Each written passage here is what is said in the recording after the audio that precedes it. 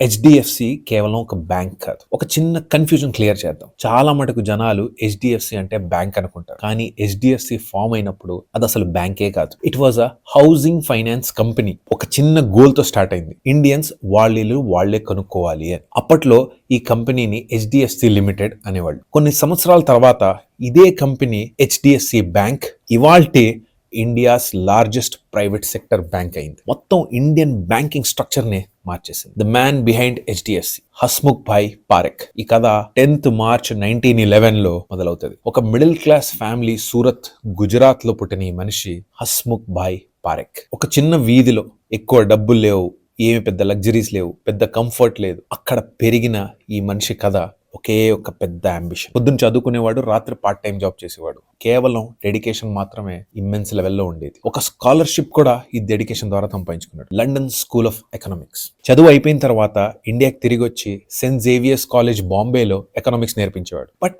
Teaching లో heart beat అవ్వాల, పెద్దగా ప్రేమ ఏం పుట్ల. ఎకనామిక్స్ చదువుకున్న వాళ్ళకి ఫైనాన్స్ మీద ఎప్పటిక్కడ అదొక ప్రేమ ఉంటుంది. సో ఈ టీచింగ్ జాబ్ ని పక్కన పెట్టేసి ఒక రెప్యూటెడ్ స్టాక్ బ్రోకరింగ్ ఫర్మ్ ని జాయిన్ అయ్యాడు. హర్ కిషన్ దాస్ లక్ష్మీ దాస్ అని. ఇక్కడే ఆయనకు అర్థమైంది ఇండియన్ ఫైనాన్షియల్ సిస్టమ్ బుక్స్ లో ఒక రకంగా ఉంది, ఇన్ రియల్ లో ఇంకోలాగుంది అని.